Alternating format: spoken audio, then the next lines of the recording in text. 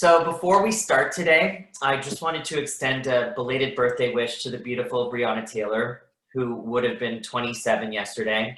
You deserve justice along with so many others, and we don't intend to stop taking action until we find that for you. All of those watching today, please take some time to visit blacklivesmatter.com and read through those resources available. Sign the petitions, donate to the cause, and learn how you can take action both individually and as part of the collective. And I think I speak for everyone on this panel when I say that we support the movement and the ongoing fight to end the state and province sanctioned violence. Let's liberate and end white supremacy forever. Black Lives Matter. Black Lives Matter. Amen. Black Lives Matter. All right, I've got chills. With that said, I'd like to welcome everyone to the first ever queer representation in music discussion panel. That's a mouthful. Today we have, in no particular order, Rookes. So London-based Rookes is known for her charismatic and commanding stage presence and her fearless exploration of queer female identity with influences from Katie Lang's, Canadian, androgynous prowess, and Kimbra for her powerful vocal style, as well as experimental technological approach. She's currently cooking up her first album, live and online, via her premiere YouTube series, Pop Not Pop, #Pop Not Pop, which will be delivered in the autumn of 2020. In the meantime, she has co-founded a thriving studio talent network for women and non-binary folks based in the UK and EU called 2% Rising. Next up, we have John Aliaga, aka John Ali, who was born and raised in New Jersey with his loving parents, his younger sister, and brother. He first started John Ali's blog back in July of 2006, 14 years ago. And what once started as a hobby has turned into a full-fledged music entertainment website over the years, devoted to bringing you the latest and greatest in everything pop. He's interviewed some of the best acts around, such as Madonna, Lady Gaga, Robin, the All-American Rejects, JoJo, Little Mix, Fifth Harmony, Zendaya, Carmen, Jasmine Sullivan, Tanashi, and not only has he interviewed her, but she's also danced with her, Dua Lipa. Wow. Wow. Apart from John Ali's blog, John has contributed regularly to JustJared.com and Billboard Pride as an editor and curator, and has slowly taken over nightlife in New York City as a DJ. Chad Bailey is up next, and Chad was born and raised in Jamaica and moved to NYC 5 years ago. Chad came to America already on a mission to find a spot in the fashion industry as a model before booking shows in New York Fashion Week. He was featured as a contestant on the Jamaican modeling competition show, TV show, Make Me a Star, where he was able to win the title of fan favorite and break into the industry. This chocolate beauty is also one of the top video vixens and reality stars in the LGBT community. You can see him in the music videos of artists like Bugs Gutta and on shows like FX Pose, The Circle, NYC Season 3, The Gay Bachelor, which I want to talk to you later about that experience, and Bugs and Chad's The Pynk Gorilla Effect. He is also the co-owner and A&R of Pynk Gorilla Entertainment and Royalty in Bars, and is stamped the man behind the gorilla. He has been the creative director and management for Bugs Gutta, Goldie Doll, Tia Carta, Darcy Dondada, and Dirty Hana. Chad has had hands in a little bit of everything and is sure to have his place in history. All right, Ashley Levy is our final contestant on this show, and LA-based Ashley Levy. Oh, wow, what's your cat's name? Boogeyman. Well, the Boogeyman is here. I won't say his name 3 times. LA-based Ashley Levy has written for artists like Trixie Mattel, Alaska Thunderfuck, Sharon Needles, and Blair St. Clair. And I hear rumors that maybe even RuPaul. Is that true, Ashley? Yes. Yeah, which... I'm still starstruck. Oh my God. You are also the lead singer of the Blah Blah Blahs. You're based in Los Angeles, California. Yes. And I am Cory Stewart, and I'm not going to introduce myself because that would be weird. But if you want to know more about me, you can go to CoryJStewart.com. Google me. Google me, bitch. now off to the races. Because we're doing this in Zoom, I'm hoping that you guys can signal me with just like a wave or something if you have an answer to a question. And each time you do, I will unmute you. As much as I love the Vanderpump Rules reunion, I don't want it to feel like that in here where we're talking over each other the entire time. So with that said, I'm going to put you guys on mute. So goodbye, but also just hold tight. All right, so the next thing we're going to do is also let you know that as viewers, you're able to ask questions in the chat box below. If you have any, we will address them in the final portion of the panel. So please feel free to leave them and we will have someone monitoring them at that time. So let's kick off the whole session with my first question, which is, what is your first memory or touch point of queerness within the music industry? I can start for you guys. Oh, Rookes already has it, so we're good to go. I'll unmute you, Rookes. Go for it. It was Freddie Mercury. That was Freddie my Mercury. first ever kind of affiliation or association with, and unfortunately it was because he passed away when I was a child and it was on the news. And so I asked my mother how he had died because he clearly wasn't an elderly gentleman, as it were. And my mother had to explain to me what AIDS was. So that was quite a dramatic first point of, you know, kind of attachment. But I did know who he was already because I knew the music, because my parents would play Queen in the house, but I had never put the visual of this is the person singing those songs together. But that was the first time. Where was the first time you saw Freddie Mercury, like, and kind of was able to put that visual with the music? Do you remember? That was literally the first time. Oh, when you, yeah. Yeah, because I was very young. And, but it was after that, the first visual I had was I Want to Break Free music video, which of course was probably a much more positive association. Of course. Who's up next? Chad? Okay. I feel like I'm just going to leave you guys all on because it's like kind of awkward to be on and off all the time. Yeah, go ahead, Chad. Well, yeah, for me, growing up, as I said, I'm from Jamaica, so it's like I didn't have a lot of queer representation at all, or you didn't see a lot of that on mainstream TV or on TV or radio, period. But I remember the first gay or anything LGBT music video or music that I heard was RuPaul, actually, surprisingly. Yeah, it was definitely RuPaul, and I didn't really, I was at a very, very young age. I remember I was probably like 10 or something, and everything was just very, very brand new. And it was just, for me, I was just shocked because I was just like, how is it that a man can dominate both genders like this? Like, it was just something totally amazing for me. And from the music, I listened to the music and what I could get was just me, like my authentic self. Like, that's the only thing I got from the music. RuPaul isn't like music, like actually LGBT music during that time wasn't really something that's big. It's still not something that's big, but I think right now the one person I can look at and say thank you to is actually RuPaul, because if not, I would not believe in LGBT music at all. You can send some thanks through Ashley and make that happen. Oh man, yeah, RuPaul is, I mean, tremendous for me as well. But I think and I love that Rookes, you're so inspired by her.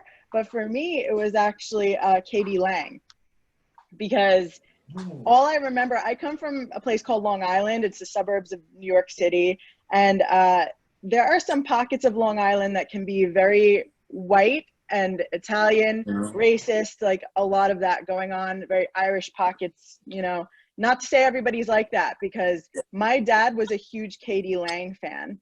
And when I was about like 6 years old, I heard Constant Craving. He just like put it on. Yeah. And he was like, I don't care what her lifestyle is. Like, this is the best song that's out right now. And I was just like, I didn't know what she looked like or anything. I was just listening to this great, incredible song that I still think is one of the best songs ever written. Amen. And Yes, and my dad, who is a straight white male, is like, please listen to her. She's incredible. So that was very much like my first experience with like, oh, the music is great. She's different in her own way, but it's still fantastic to listen to. You know, it doesn't matter. Music transcends. Absolutely. John, you're up.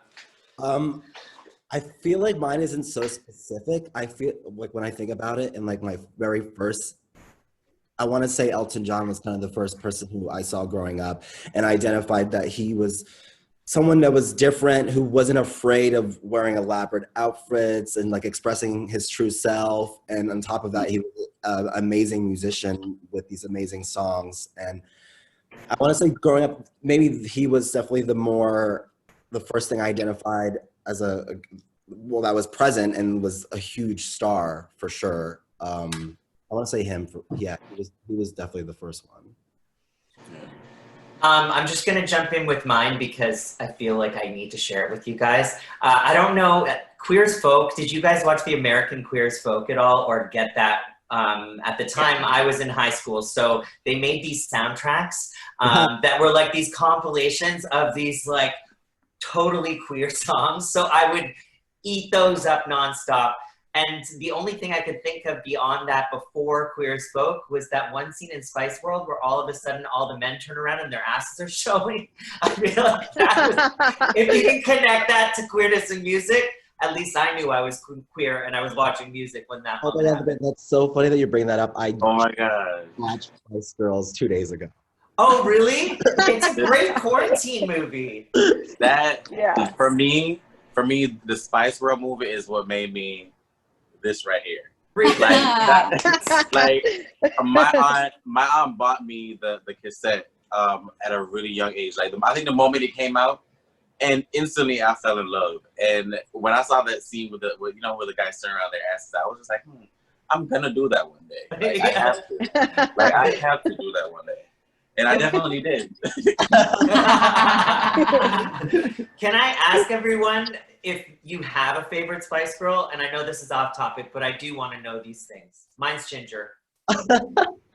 Ginger, totally. Yep. I have to say I gravitated towards Ginger growing up. I wanted to be Ginger so bad.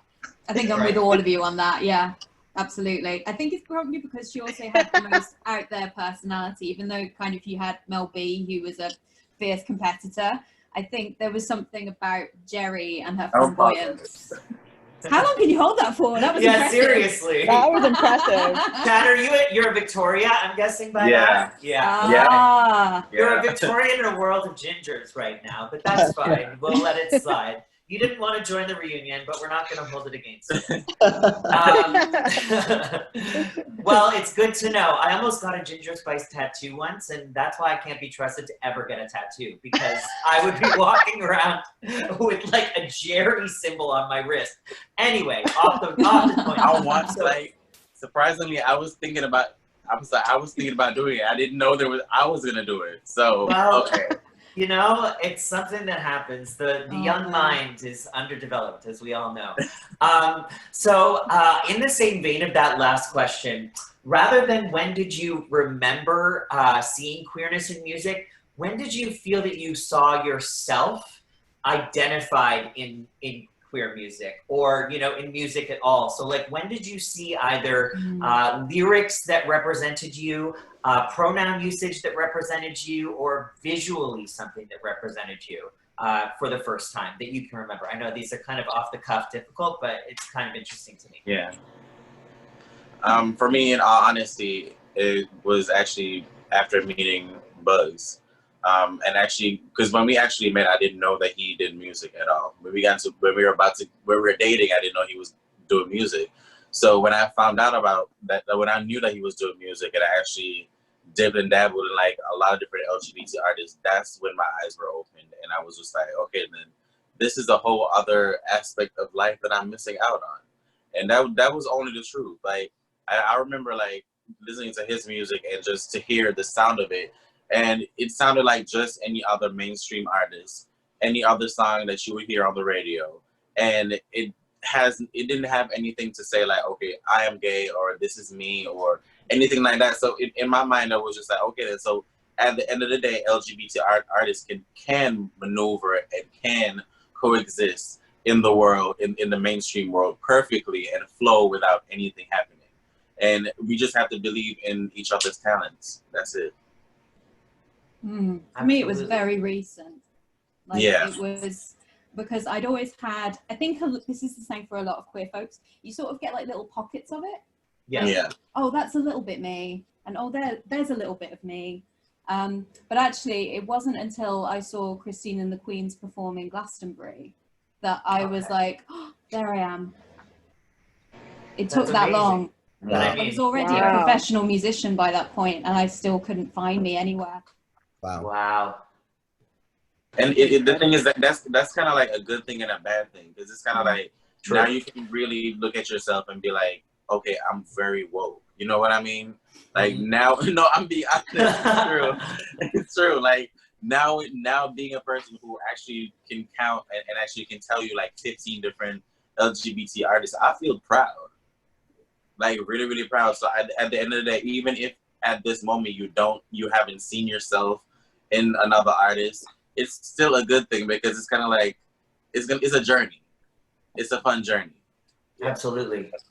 I have to agree with Rookes in that, like, I don't know if I ever, or like at least growing up, it was never like that person is I see myself 100% in them. It was always little pockets, like here and there, that I would see a little bit of me in somebody, or just hear that like there was people out there like supporting people like me. I want to say it was like a combo of like, even though he wasn't out just yet, but like Ricky Martin, I felt like yes. I was young. I wanted to be Ricky Martin so bad. And I was like, and I never understood it. Like, I mean, I did understand it because one, I mean, look at him, and then, but like, and the music was always great, and but I was like, why do I identify with this man so much? You know why?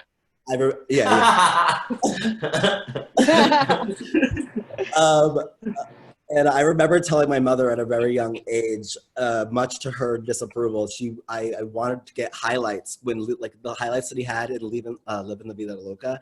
I made my mom make me get highlights because I wanted to be like Ricky Martin. Amazing. Amazing. And I want to say, this might be, but like Christina Aguilera's Beautiful video. I remember seeing right. And seeing the two guys just like make out. I forgot about that. For me when I was growing up. Yeah. Wow. Yeah. That's beautiful. Well, I guess for me it was the B-52s, because my music style, is very reaching back. Everything I love is like from the yesteryears. And I just remember seeing a video of the B-52s. I think it was like the Love Shack video.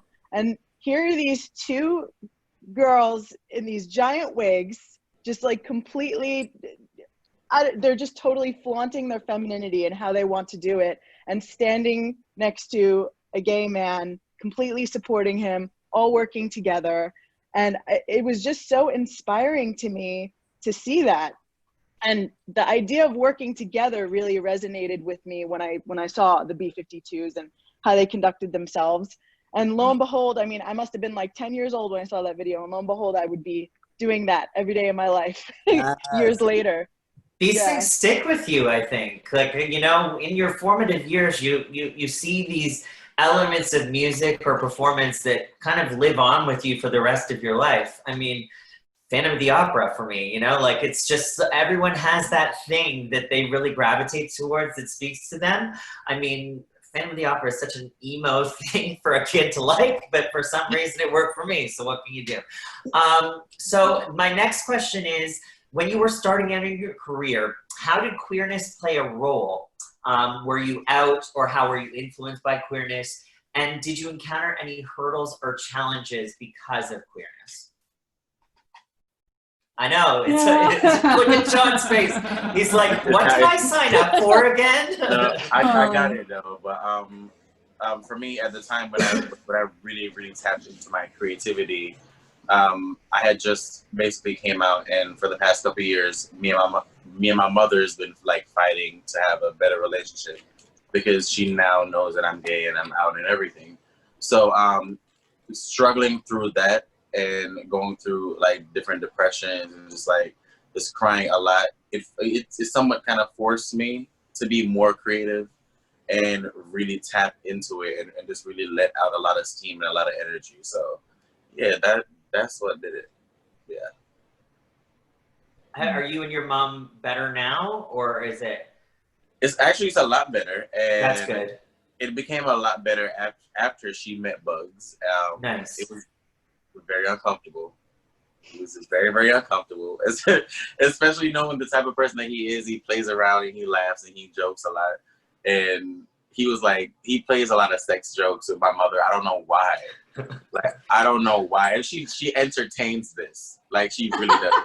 Like, sometimes it's nice to have an icebreaker, someone who is able to like be there to kind of just make light of the situation and take some of the seriousness away from it. So, I mean, that's good. It's important. I mean, he made a whole wig on her head. Like, she loves him. Love it. Who's up next? Is there anyone else who wants to share? Cory, could you ask the question again? Of course. So when you were starting your career, how did queerness play a role? And did you encounter any hurdles or challenges because of queerness? Well, to be honest, queerness is the reason I have a career. Okay, there you go.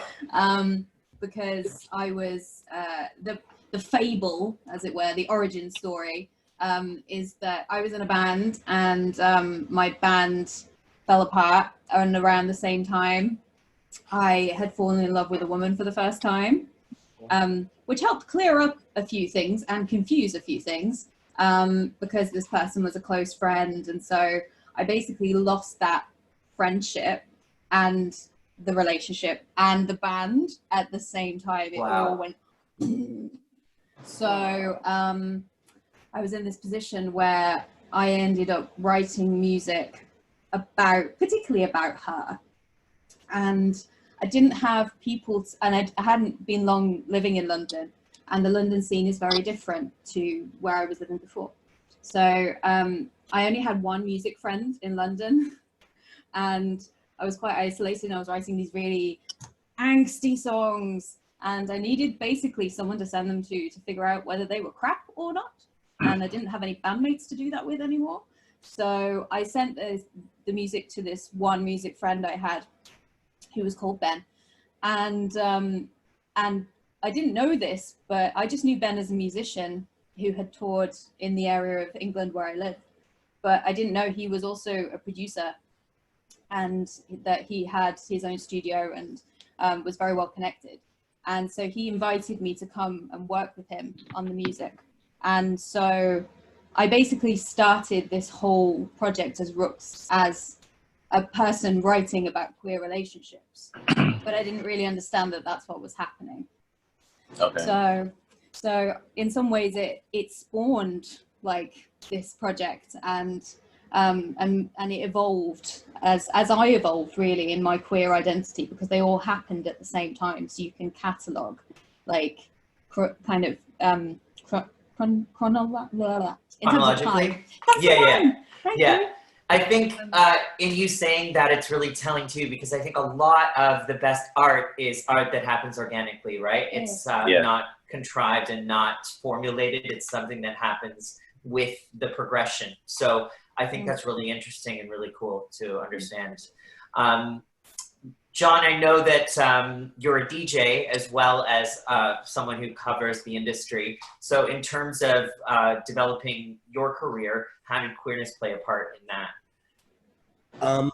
I mean, I definitely knew from a very early age that I was gay, and that came with its challenges just at home, because my mom, she's a very traditional Latina woman, and she didn't really know how to, at the time I was just living with my mother and my brother and sister, and she didn't really know how to handle everything that I was going through, because she was trying to protect me in so many ways. And then I was kind of like a radical one in my house who was the creative and wanted to do all these different things. And it was like, she didn't know how to like bottle all this energy that I was giving her.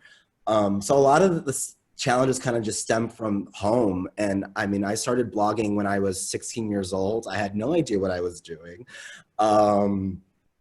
and I just kept going at it, and I didn't know it was going to lead into everything that I'm doing now. I'm forever grateful that some little voice inside of me told me to keep going. But the hurdles were definitely stemming from home, and then just being able to like not let that be, when you're getting a voice from inside your own home telling you that, you know, everything is not 100% accepted here, it's harder to fight through that every day. Right.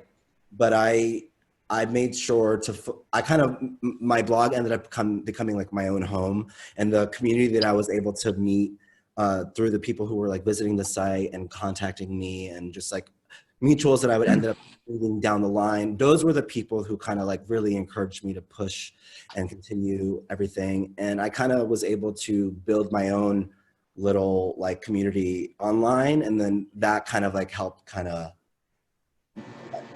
give that confidence to me. And I've kind of just carried it with me this whole time. I think one of the congratulations. Like, congratulations. And honestly, I'm really proud of you. And that story really touched me because, like, as I said, I'm from Jamaica. Y'all know how it is there. So it's like, to know that and to just imagine what you went through, it's just, I'm really proud of you. Because the fact that you're sitting right here smiling and just being your true self, it makes me happy. Oh, thank you so much. And one of the takeaways I got from that, John, too, is that you said you didn't know what you were doing and just kind of went for it anyway. And I think anyone in this community and anyone who's wanting to start something realize that none of us had any idea what we were doing when we started, or at least that's what I would assume. And we just sort of make jumps and strides towards that goal and have the confidence in yourself, and eventually these things start to bubble up and grow. No one starts out a professional. No one. It's never, you know, something that I mean, maybe they are born with it, or maybe it's Maybelline, but it comes down to really, it's years of practicing and work. Ashley, did you want to weigh in on some of this in terms of how queerness has influenced you or your career? Well, yeah, I mean, I always identified as a queer person before I even knew what that really meant. Yeah. And I just always gravitated towards people who were like unabashedly expressing themselves. But there was a slight insecurity I had in that I don't understand the gay experience fully. And so when I was starting in my career and I was like, I want to help gay artists, how do I do this? It was kind of like me against myself. It was like, okay, I know I'm great at songwriting. I know I have this thing to offer, but will I be able to break that barrier? Because as like a queer person, you know, because it's very, you know, it's very personal, and I'm very sensitive to that. And I will not, if somebody doesn't want to invite me into their world, to this day, it's like, okay, cool, I'm here for when you're ready. But now it's like, it's interesting because you're talking about like problems of the past with it, but now it's like, I'm working with the people I want to work with. We're having a great time. We're making amazing stuff. And now it's the world accepting music from the LGBTQ community. Because you can make it till you're blue in the face, but it needs to get to the right ears. And I really think we're still working on that as a whole. And we're getting there. We're really getting there. You are, and you should consider yourself as a pioneer. Like you really have to. No, you really have to, because who else before you was trying to do stuff like this? Like, you don't know a lot of people like that. You really don't. You don't know a lot of people who's passionate about LGBT music and actual LGBT artists, and pushing them and pushing their art the way they want it to be pushed. So you are a pioneer, and you should be proud of that. Thank you. I appreciate that. I want to say, Ashley, as well, like just the fact that you've worked with people like Trixie and Alaska, and those people, they're really making such a difference, not only just in the queer music scene, but they're also on major charts. Like these songs are getting noticed by the mainstream, which I think is really groundbreaking in a way. And it sounds stupid to say that it's groundbreaking, but it is, because, you know, before, I think, and correct me if I'm wrong, RuPaul was basically the only drag artist that was making it on the top of those charts, right? So it's great to see that we're getting more recognition in different artists. So I Can I offer one more thing? Yeah, of course. Just because this is like an aspect of like the queer experience that doesn't necessarily get talked about a ton in terms of music industry. But one thing I've found is that making my way through the music industry as a queer woman is very interesting, especially with regards to presentation.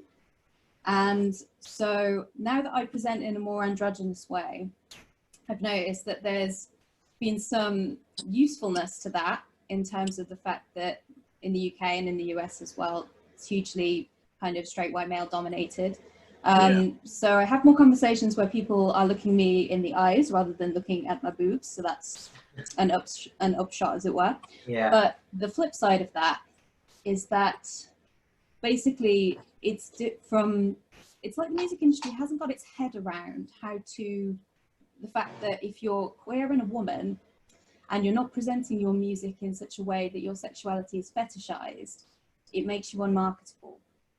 And that is quite a consistent problem for queer women who are incredibly talented musicians, writers, producers, but because it doesn't fit into a box that's already in some way established, which is ironic because, you know, K.D. Lang talked about, as we talked about her earlier, Queen K.D., she talked about her relationships with women all the time. And because of, for whatever reason, whether it was to do with the fact that her talent was so unique at the time and her voice was so one of a kind, space was made for it. But that's not what we're finding anymore in the same way.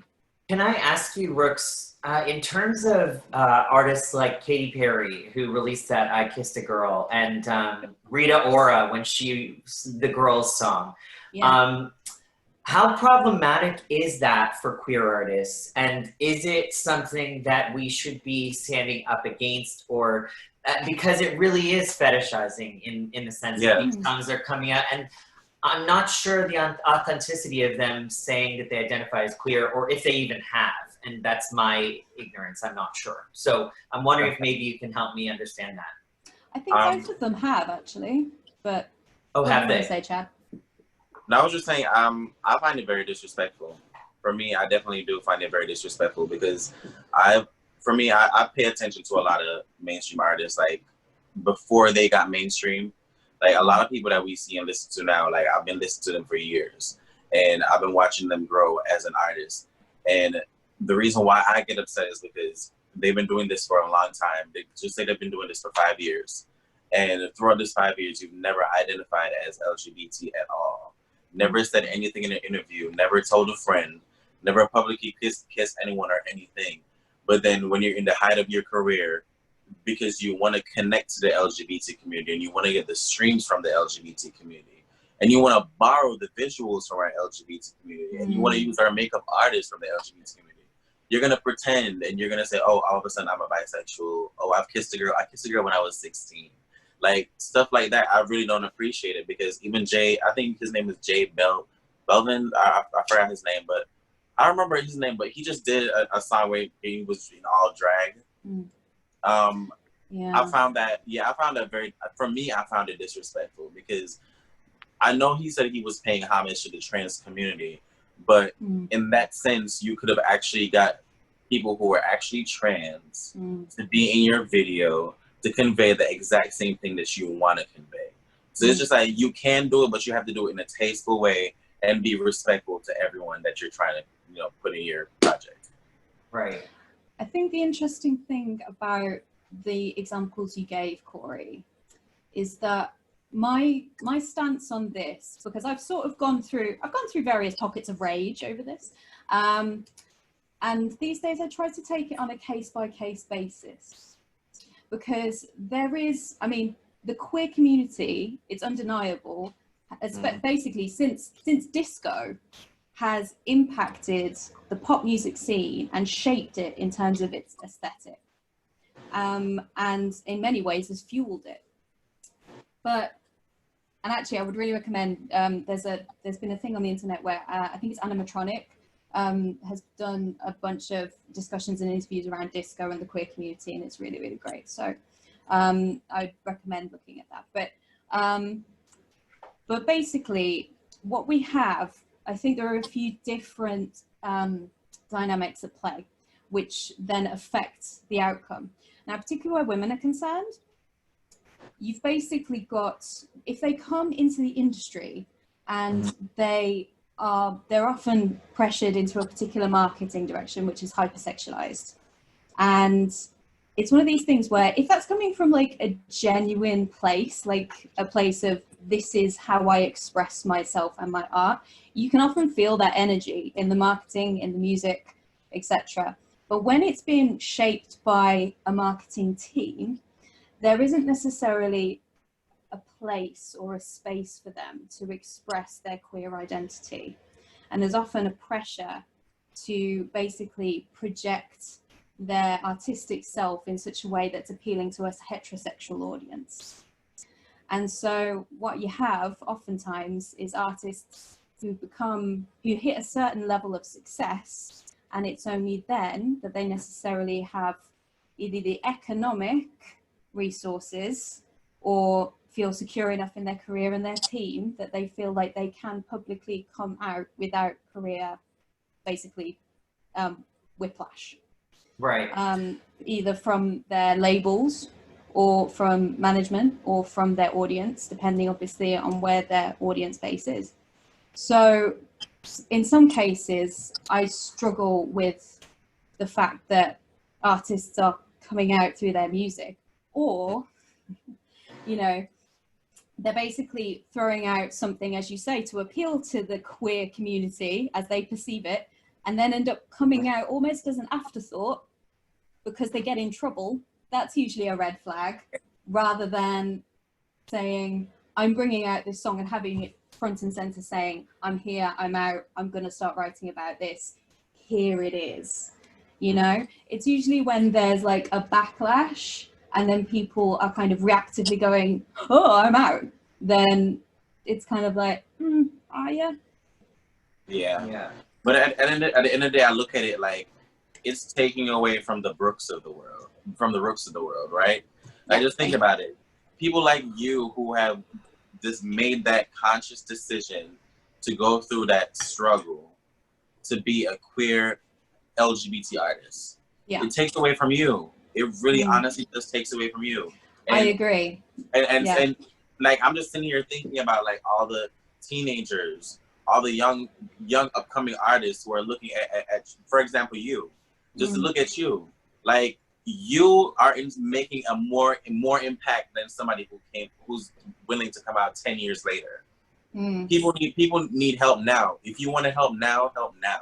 That's how I think about it. Because I remember when I was in high school, I was dying for queer representation. Like I just wanted something small, and I can just think and look at like the people where you're from, the kids where you're from on your social media. When they go on your social media and look at you, they're gonna be like, okay, well, if you're gonna do it, then that means I can do it in the next couple of years when I become 18. So it really does take away from your artistry and what you stand for as a person. I understand. Yeah. I want to just say right now that we've obviously been, for those of you who hadn't noticed, we had been Zoom bombed by a bunch of really, really disgusting people. So the meeting is now locked. We will not be allowing anyone else in because it seems as though there were a lot of people coming in and just trying to sabotage. So this will now be closed and we will just upload the version of it with all of us talking for people to watch afterwards, because I just don't want to have to put up with that the whole fucking thing. And that's really the honest truth. So I do apologize. So moving on to my next question, do you feel that there's specific genres that have embraced queer representation more than others? And which, in your opinion, are underdeveloped? Metal is underdeveloped. I'll agree. I think R&B and soul is more accepting than okay. R&B and soul, because I feel like there's a lot of people, there's a lot of artists of, like, for example, Luther. He was gay, he was openly gay, and his music resonated like all over the world. had a great impact.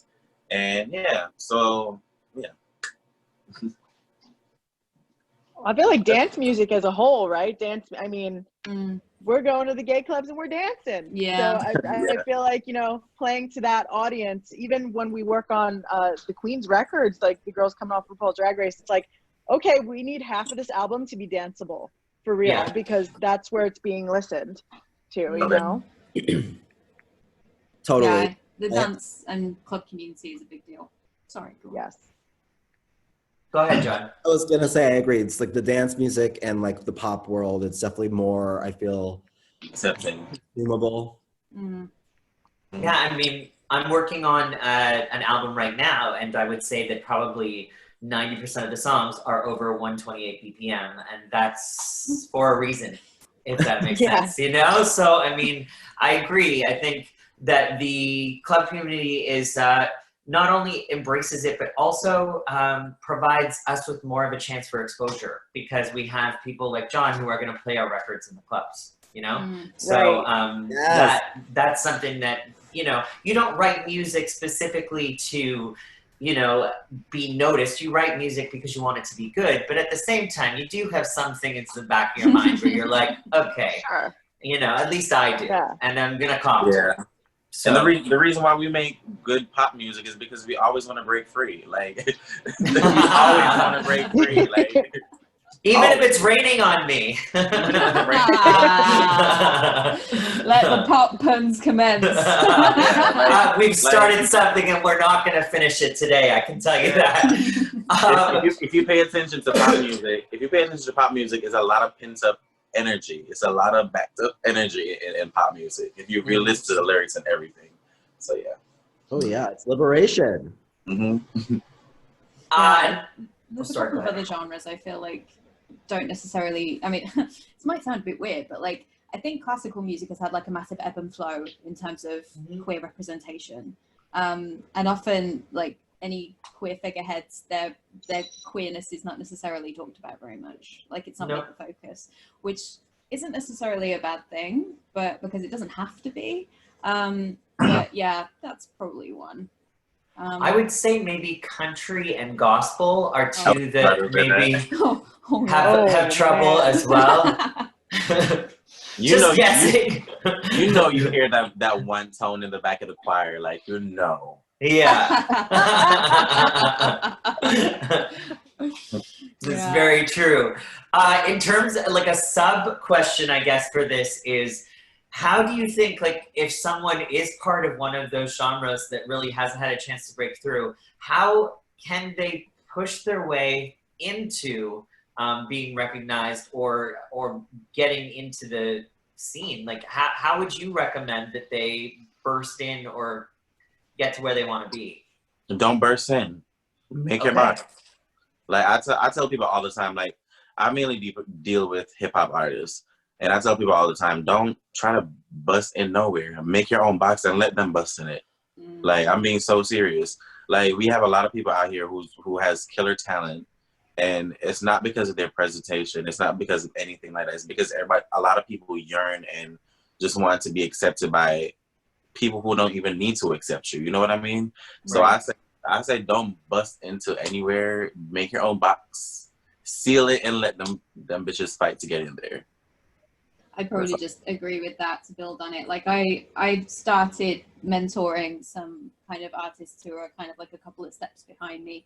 And one of the things that I tell them is when they're saying, well, should I be doing this? Should I be having meetings with people? Should I be doing this? And I'm like, build your audience. That is all you should be doing. That is it. That is the whole thing. That is all you need to focus on, and the rest will become apparent. Promotion. That's it. Promote yourself. Yeah, I feel like that's a common question that I get from artists who they're getting ready to release something and they don't necessarily know how to put it out there. And something that I always say is like, just be consistent and genuine to yourself, because people don't want to connect to something that we already see it on Instagram. Like you could form whatever you want to form and sell that. But at the end of the day, like people want to connect to the artist. They want to connect to the person that you are. So if you're constantly and consistently delivering that and building on that, that's what people are going to gravitate towards. Yeah. Right. Yeah. Oh, are you muted? Ashley, I'm so sorry. Okay, asked to unmute. Or Ashley, we're like, you're done, Ashley. Go ahead. I think you can talk now. No, I muted myself because my boyfriend was making a smoothie and it was like so loud. So I just Okay. But then you had to unmute me. Anyway, technical difficulties.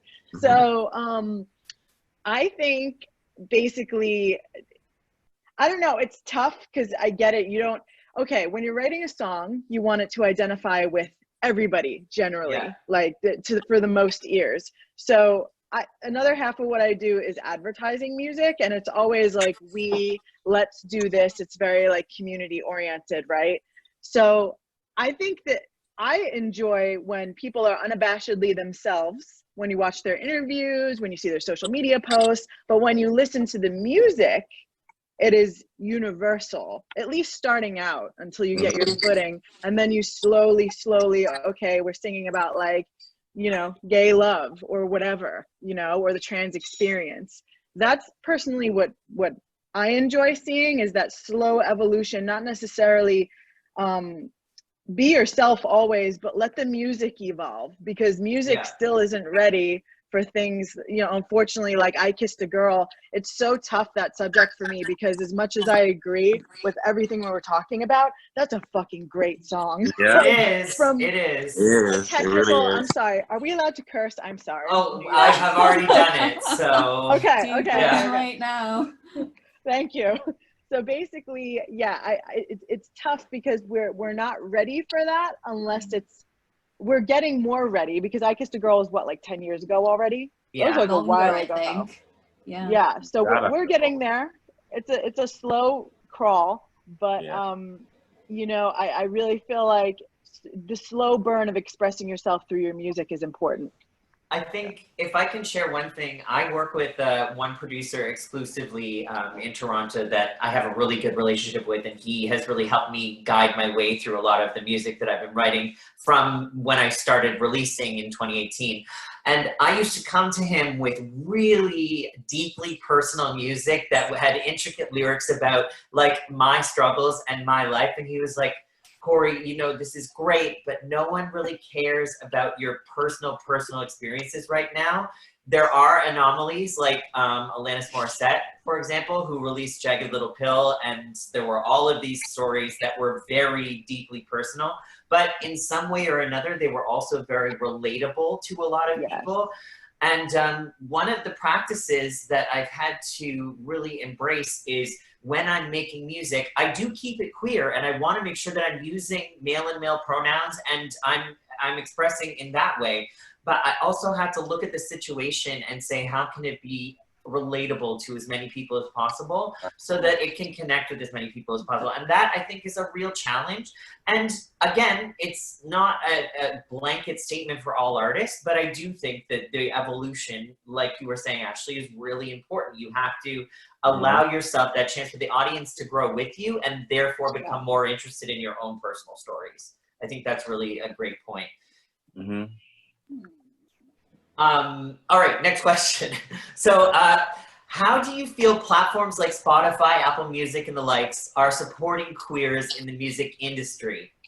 And how can they improve?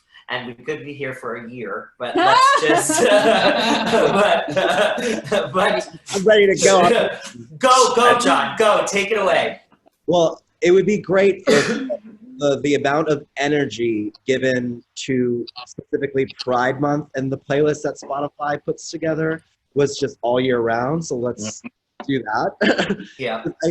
I got a press release the other day about all the playlists that they're putting out for Pride through Spotify. And I was like, this would be great if we had a press release all year round. Why does it have to be just June?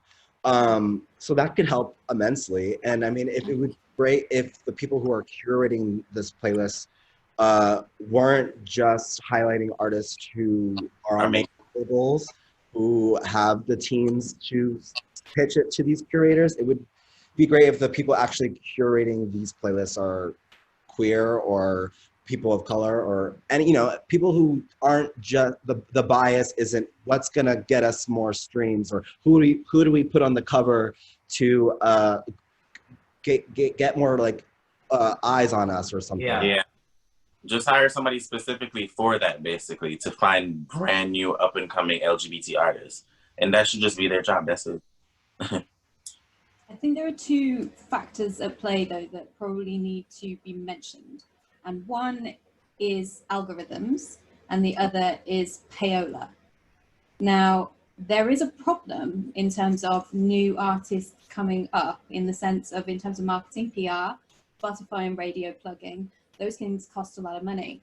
Yeah. I actually have a lot of conversations with young artists, and one of the things that I have to unfortunately be the bearer of bad news about is, I'm so sorry, but you are going to have to start budgeting, because your career is going to cost you a lot of money before it starts earning you any. Totally. So unfortunately, where payola is concerned, you're not necessarily going to get a lot of new LGBTQ artists necessarily getting much exposure, unless the people who are playlisting have a serious conscience about finding them, especially if they are unsigned, which in terms of signing statistics, they are most likely to be. Sorry, that's bleak, but it's really what's going on. They're right. Yeah. You're right. And for me, I totally agree with everything that you guys just said. I 100% agree with everything you just said. I just also want to add, just playing devil's advocate here, but I feel like I'm going to say us, but I feel like artists nowadays, we rely too much on social media. We rely too much on the apps. We rely too much on just these different things, and we forget about the footwork. Like, we really genuinely sit and we forget about the footwork. The same amount of time that you sit on a computer and you create this and you create that, you could actually get up and go to a bar every single night for the week, or at least 3 times a week, to go out there and introduce your music to people, give them a flyer, give them something with their music on it for free so they can check it out. There's a lot of different things that you can do. But I want people as artists and as LGBT artists know that we cannot just rely on the algorithms. We can't rely on just other people to just help us. We have to step out there and do the footwork. Mm. Well, that's a challenge right now, right? Because of it's a little difficult right now. Buzzkill, Ashley. No, you're right. You're right. But what can we do? We're doing this, which is wonderful. Yeah. Giving free shows, doing, the Q&As. I think this is a wonderful thing. And being able to work from the comfort of your home, and your audience members not having to go out to a place. This is something we really need to harness more of, is the live experience, but online, And it's very economical. It's it's not expensive at all. So it's you can definitely do it. Totally. Yeah. I've been quite surprised that not many streaming services have tapped into this, into having live sessions, right? Facilitated by Spotify or by Apple Music. I've seen. I mean, maybe they have been, and I just haven't seen them. But I don't feel like they have. I feel like it's been shows that are already established, or artists or brands that are hosting Instagram live streaming. But I haven't seen Spotify do any live streams. I haven't seen Apple Music do any live streams. Am I going crazy? Writing sessions with different artists, watching 2 artists write together, or a collection of artists write together via Spotify. I mean, that would be so cool. That's a great idea. Cool. Yeah. It would be cool, but it would be a nightmare in terms of intellectual property. Absolutely. You would have 14 variations of it running around on the internet an hour later, but it's fine. And also audio too, because it's really hard to write music over like this. It really is. Because the audio will be off, and the certain beats that certain sounds that you should be hearing in the beat, you won't be hearing it through like this. It's totally true. I mean, it's sometimes a nightmare. You kind of just have to, I think with virtual writing, it's a case of sending stuff back and forth with each other, which I know most of us are doing right now, I'm sure, in terms of getting the collaboration process moving and continuing. I just want to mention with Spotify too, the other thing that I've found frustrating is the amount of curated playlists where they feature artists who are actually anti-LGBTQ on the playlist. That is amazing to me, that whoever's curating these are still putting these people who are putting out words of slander and saying negative things about our community, and they're being listed in Pride playlists, official Pride playlists for Spotify and Apple Music and the likes. So I just want to flag that, because I think that's something that they could probably stop doing right away without hiring anyone or spending any money. But it's something that I've noticed that is absolutely ridiculous to me. Yes, invest in people who are willing to actually do the work, and invest in people who are going to dive into the people on the socials who have maybe 5 followers, or people on Twitter who have very little following, and actually start looking into what musicians and queer musicians are putting out there, and not based off who's on the top of the charts right now. Yeah. Actually, that's a really important point, because something that I've been discussing a lot recently with people around queer playlists is the fact that people aren't necessarily understanding that because we don't have live shows right now, playlists and putting smaller, like, or kind of earlier, younger artists who are in their career, who are queer or LGBTQ, in those playlists, that's the equivalent of an opening slot. Because how else are people going to hear it now? Because opening slots, those opening slots in live gigs are essential for career building, and we don't have them right now. Yeah. Absolutely.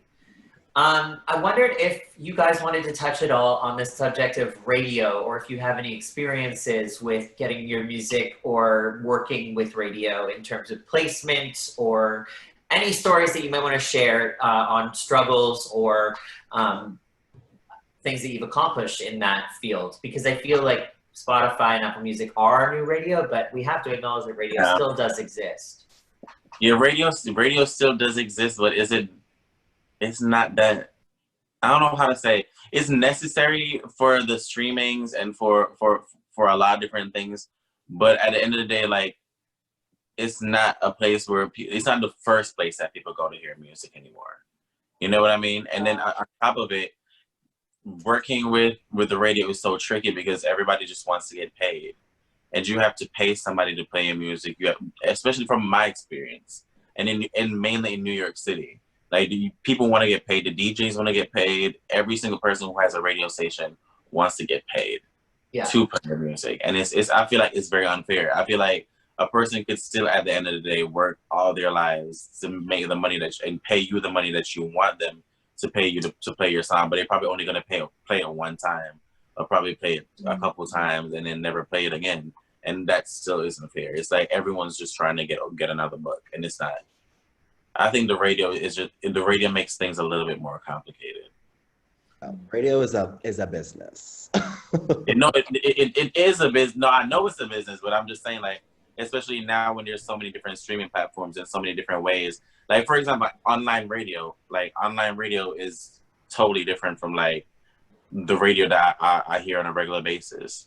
For me, I hear different stuff. I hear music on online radio. I'll hear music that I would never hear on a regular basis, and I get introduced to new artists. So it's just like a lot of different things are being put in place. So I feel like we just should just use it to our advantage and create new things ourselves. Does anyone have anything else to add on that subject? Well, I don't know much about radio, but I know about commercials, and I know that's a great way to get paid, right? Get fans.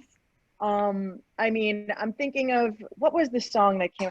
The cover of "I Feel Love" by Sam Smith. I forget who took that, but that was like a major commercial. And I know he's Sam Smith and he's like tremendous, but like, that's a good stride. So I think it might even be worth exploring making commercial music. Like, try a couple writing sessions where it's like, okay, we're writing sync based right now, just to give yourself a leg up in that opportunity, you know? Yeah. And I feel like every artist, if you're working on a project, you should have at least 2 or 3 songs that are commercial.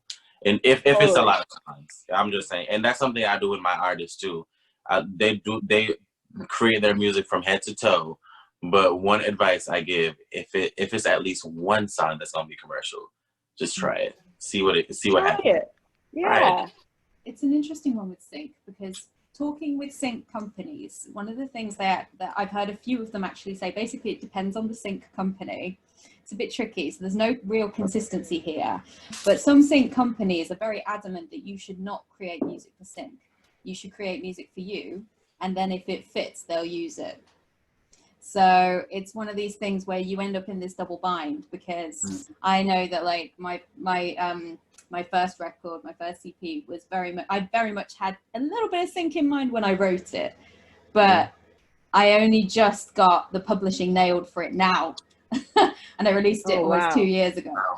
Wow. So it's one of these things where like I could take that to a sync company, but if they feel like it's been made for sync rather than being made for me and my artist's heart, then they might not necessarily give it the time of day, but other sync companies might. So talking directly with the sync companies and going to things like networking events where sync companies are doing panels is actually very, very valuable. Ditto with radio, because if my experience of radio has not been as extensive as other people's, however, I do feel, and it's not necessarily very fashionable to say, but this is definitely when networking and relationships comes into play, because the only spins I have ever gotten in terms of DJs were from relationships I built. Exactly. Right. And if you don't go out, if you don't put your face in the place, and if you don't go out and network in the industry, unless you are paying someone to plug it for you, you're not going to get those shots. Yeah. I just want to add as well that as queer artists, we do have a few different stations across the world that actually focus on queer artists and will play them. One of them being Joy in Australia, that has been really amazing in terms of embracing indie artists. So something you guys should all know if you're looking to plug your own stuff on radio. Another one that used to be really great, but I wanted to touch on this because I think that this is happening more frequently. There's a station called Proud FM that's based in Toronto that was mainly exposing indie artists within Canada as well as the States. And they would play stuff on regular radio, but you could also access it online. In the past 2 years, they have switched their formats. So now they simply will play oldies or things from gay icons because it's cheaper for them and it's easier to just run it in a catalog. So you can submit your music, but the chances of getting played now are slim to none. And I think that's happening with a lot of radio stations beyond just the top 40s. It's almost impossible to be an indie person and get on simply because it not only is it relationships, it's deals with record labels. There's a whole bunch of, it's a cat's bag, if that's even an expression, of issues. So in terms of music on radio, I think keep in mind that there are still those few radio stations that you can reach out to, and I think their information is generally available on their websites. But there are some queer stations that are unfortunately dying, which is sad to see because, I mean, they were a great outlet for a period of time. And I mean, I guess we're just seeing that transition into Spotify and Apple Music and that sort of thing. All right. Sorry. Just wanted go ahead. To just throw this in. Yeah. Guys, after this meeting, I want you guys to forward me as much LGBT artists as you can, because we actually, Pynk Gorilla, we actually do have a radio station. Oh, sweet. And, yeah, we just actually created our radio station probably like a month now. So we've been adding as much LGBT artists as possible, and we're actually gonna do some shows, and we're working on a lot of stuff. But we do have a radio station. I want you guys to forward me as much music as possible. Awesome. Okay. In terms of gigging, would you guys say it's easier or harder to find opportunities as a queer artist? And I'm not just talking about June. I'm talking about year round. Who wants to take it away first? Okay. Okay. Take it away, Chad. For Pynk Gorilla, honestly, since Pynk Gorilla has been made, it hasn't been hard to get bookings. When it was just me and Bugs, it was a little bit harder because it was just me. But now it's been different. In New York City, Pynk Gorilla has been opening a lot of opportunities for LGBT artists here in New York. And like we send out a lot of emails to different places, and we get surprisingly we get turned down. Like we try straight venues, we try like places where other mainstream artists perform, and we've gotten turned down before.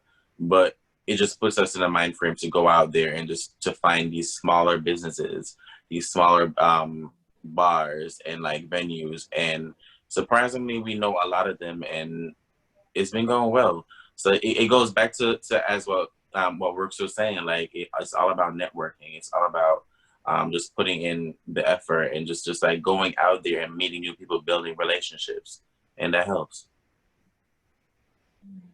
Ashley, in terms of gigs for you, what have you Well, found?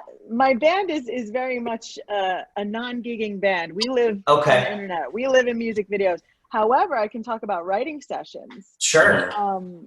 So I feel like it's interesting because, like, okay, I am published by a company called Pulse, and my co-writer, DJ Shiny, Paul Kultrup, he has worked on a lot of the Queen stuff with me. Pretty much everything I've worked on, he has worked on. And I feel like it's wonderful to be working with like the predominantly straight non-LGBT community to like bring in a lot of this queer art. But it is, again, it's a battle, referencing back to the first thing I said, in that like it's still having a hard time being taken seriously. As much as it's getting radio play and everything, we still have a long way to go. So I'm still trying to work as an ambassador and being able to hang with the non-LGBTQ community and be like, oh yeah, I work on that stuff, but I can also bring some good stuff from there to you and vice versa, like trying to be like a middleman. So it's become a lot easier again because culture, and thank God we're like moving forward and everything. But you know, there are still struggles about it being taken seriously, if you will. And I think it's also how you base your level of success, or how you see your success, basically. Because at the end of the day, you could be performing at this one mainstream venue, but on the other hand, you could be performing at every single bar in a small town, where you constantly build a fan base, and you constantly have tourists who come there to check out anyone's music. Like it's different opportunities, different places, and it's just, I feel like it's just your appreciation of it, you could say, or just how you base your level of success. Sure. Yeah. John or Rookes? Oh, sorry, Ashley. No, I was gonna say I can't really speak on the live gig thing. Like that's all you guys. No. It's all good. It's still very valuable information for us to know, and it's great that you are acting as that sort of mediator and person that can introduce some of the culture to the straight community and vice versa, and allow that exchange. Because I don't know that there's a lot of people out there doing that. So Justin Tranter is one who does it, which is really cool. Yes. But there's only a few. There's not a lot. So it's great that we have some who are advocating and making that happen. Rookes or John, do you have anything you want to add? Après vous. I don't have too much history in having to get gigs myself, as far as like, because I mean, I'm not a musician, but I am a DJ, and I had to kind of like what you guys were saying is make people realize that there is something here, and I was not afraid of putting myself out there, whether that was DJing a brunch or DJ at a little restaurant or you know, doing it at a club during the daytime or a bar during the daytime. And I really put myself out there, not just online, but in person. I was really going out there to trying to meet people and talk to people, talk to the bar owner, talk to the promoter at this party, talk to whatever, and just try to develop relationships, or at least try to get a foot in the door somewhere, because you just don't know who you are going to meet, or you don't know who's there presently in that present time. You just never know. So I always tell people, just go for it. Don't be afraid to put yourself out there, out there as in your own body is out there and you're doing things. Yeah.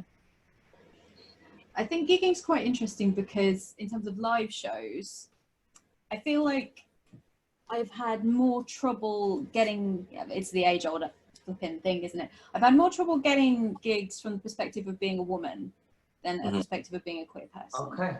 Oh wow. So the queer person thing, interestingly, it's the kind of, because I basically lent into my queerness in my last release, like I really lent in. Like I shot the main music video in one of our famous East End gay bars and everything. Like it's very glittery. You should all watch it. It'll give you a nice boost for the day.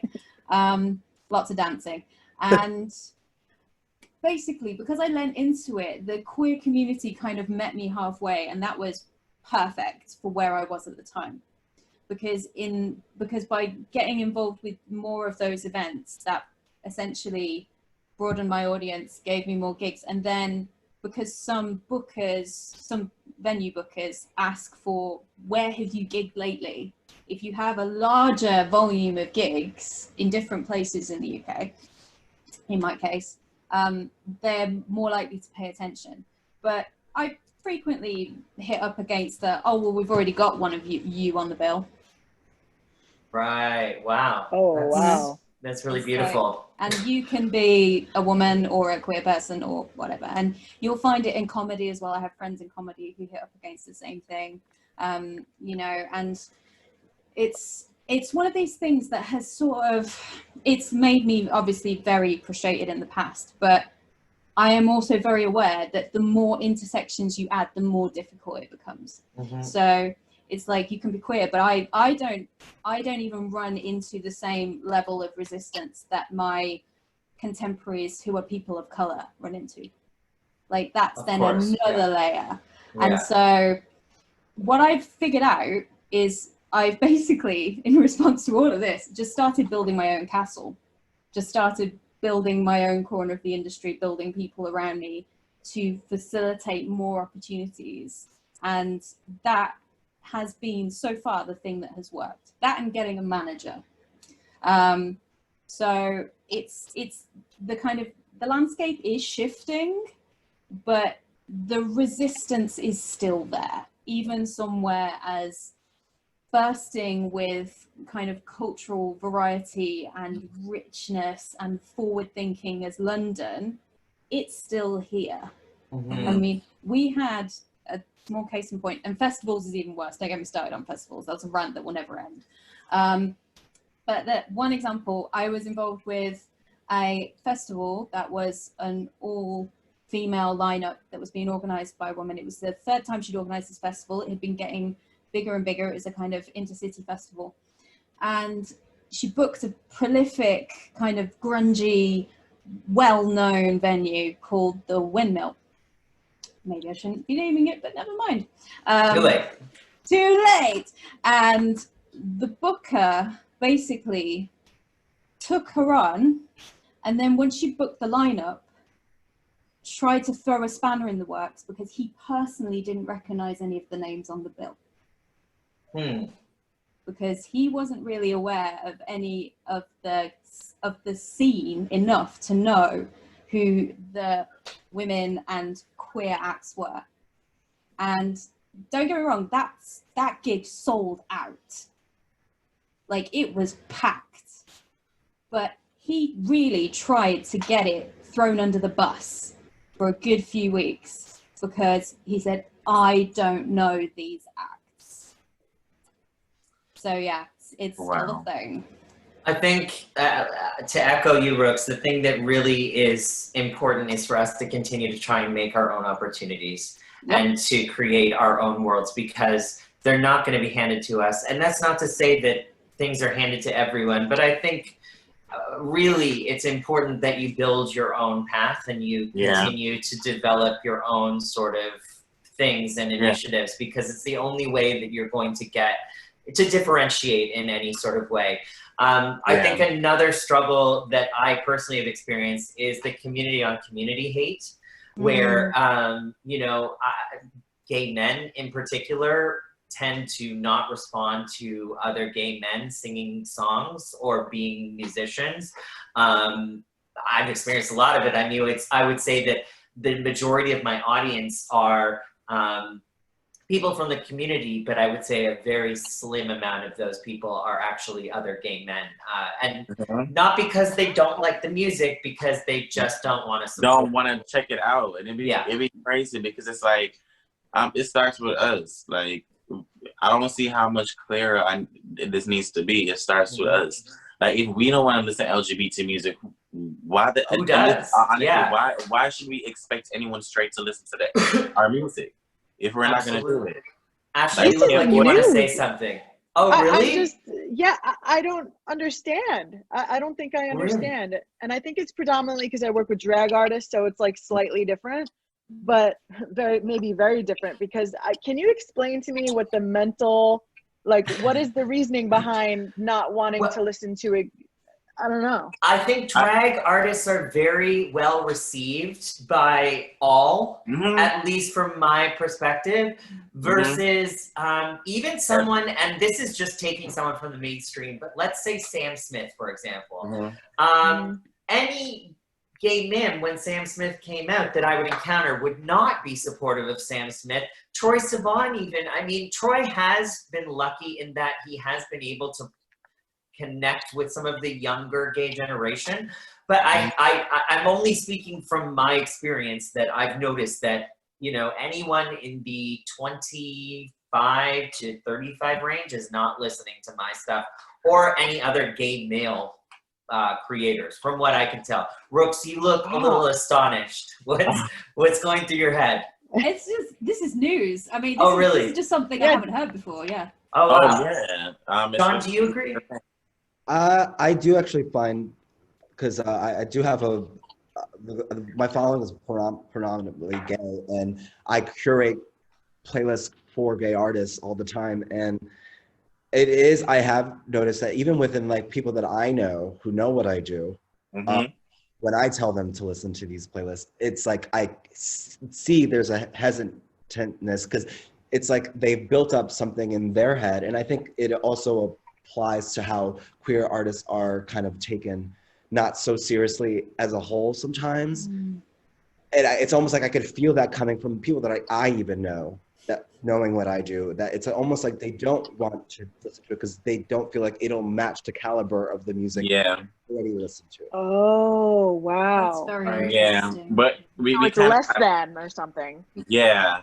But I think it goes back to, as I said, representation. Like, for Ashley, like, the artists that you represent and the artists that you work with, to be honest, like, drag artists are more accepting than a regular gay person, because we had RuPaul as representation years ago.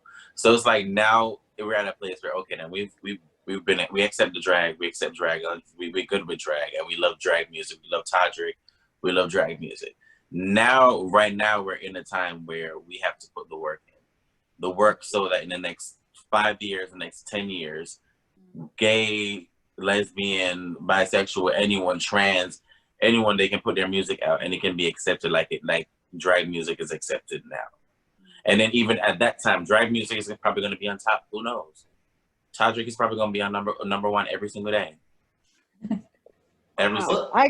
I got work to do, guys. That's all. Well, yeah, I think a lot of work to do. I think you have a lot of work to do. To your point, Chad, we have to start supporting each other, because if we don't do that, then where are we going to go? I mean, it starts at home, as cliche as that is to say. Okay, so we're reaching. Can I say one more thing? Oh yeah, of course, Chad. Go ahead. In that sense, I feel like also every artist should look at their surroundings, look at the people you associate yourself with. Yeah. And when you're an artist, it's a different level of. It's just a different level, and your career is a lot more sensitive than somebody else's career. And I feel like if you're gonna associate yourself, if you're gonna call people friends, if you're gonna call them associates, if they do not have at least one of your songs in their playlist or in their phone, that should definitely be an issue and a disrespect to you. And that's something that no LGBT artist should tolerate. And I feel like that's something you should check the moment it happens, so that you know people know where you stand and know how to treat you. So yeah, that's something. I think you can even say people who don't watch your live streams, people who don't, like, even if it's just one, they don't come in to check on, like, John does a DJ set every once in a while. Like, I imagine you're looking at that and thinking, making mental notes in your head, like, who is supporting me? Who are those people? And making sure that you're being appreciative of those people. Okay, so it's almost 2:30. I don't want to go on much longer. I'm going to ask one last question, and then, I don't know, Kenny, I think you're still on, aren't you? I am. Okay, so, hi, Kenny. So what we'll do is, my final question, and then, Kenny, if you clocked any audience questions, we can address them then, and then we'll call it an afternoon. Cool? So my final question is, what advice would you give new artists trying to make their mark? Voila. I would say honestly, just, you know yourself. And I feel like everyone as an artist should find that one thing in themselves, or the one thing you like to do, or just one thing that's just so unique, because everyone has something that's very unique about them, and just capitalize off of it. And don't second guess yourself, because that's where you get a lot of shit fucked up. Don't second guess yourself at all. The moment you hit it and you're like, okay, that's me. I know this is me, and I've been doing this since I was a little kid. Use that in your marketing strategies. Like, focus on that. Be authentic with yourself, because at the end of the day, if you put out an album right now and it's authentically somebody else, 5 years from now, when it hits you that, okay, I need to put out a song for me, people may not receive that right. And is that something that you want now, or do you want it later? So I just feel like people should think about that. I would say don't feel like you have to put yourself in a box, but be aware of the boxes and understand how you can maybe move through them and make friends in different places.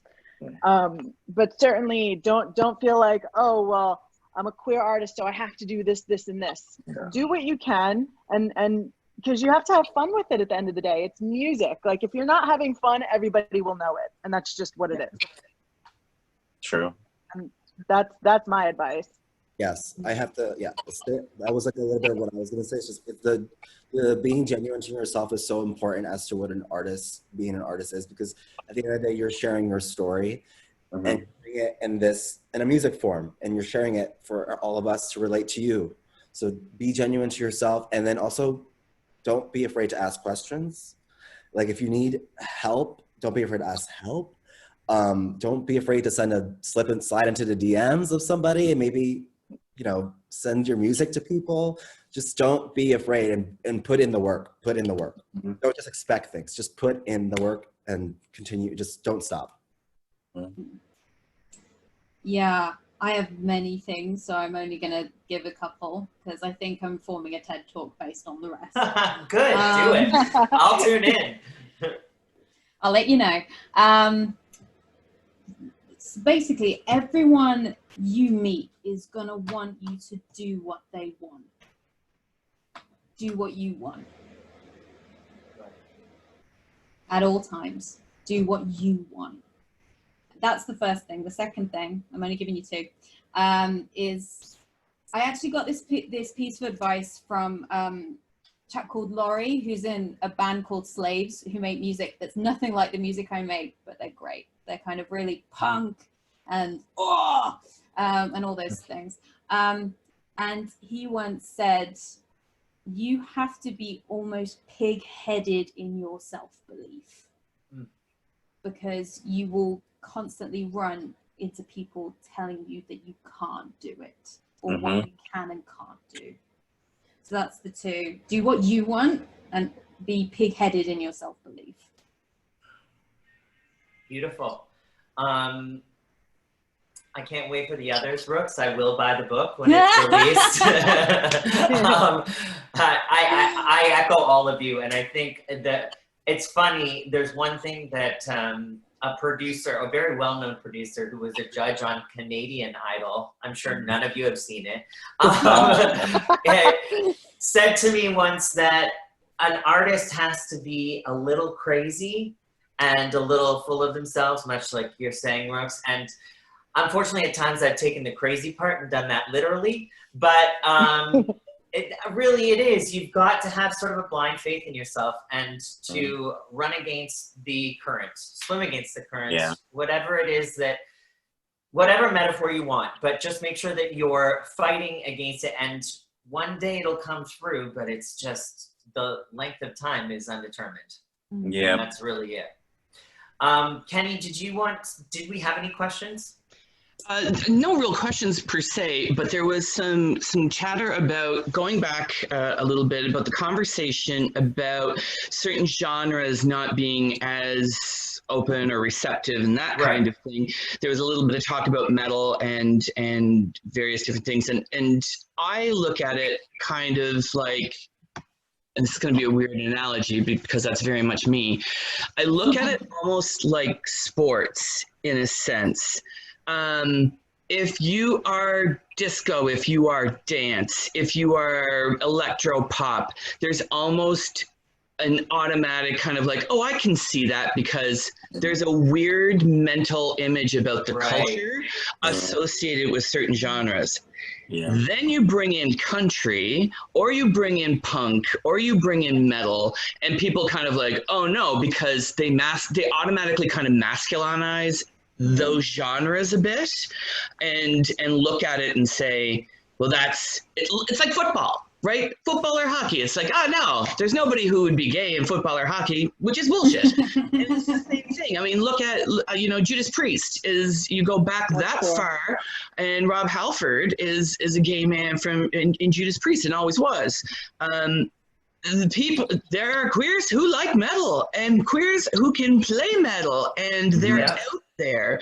It's just that the public perception, maybe it comes from media's, lineup of it, has been that, oh no, over here is where it could exist. Theater. But not to, and that's why, and I've talked to Chad about this, and Bugs and Seven Taylor and other folks, that where I was kind of like, when I see rap artists from the queer community coming at it, they come so hard because there's no wall that they're not willing to break down for their music, because they know that they're justified and validated in the music that they're making, because they're living it, they're loving it, and they come at it with that ferocity, which is, in one sense, so palpable. But in another sense, I get it. I totally understand why it is. It has to be like that, because otherwise no one else is going to give them a leg up. Right.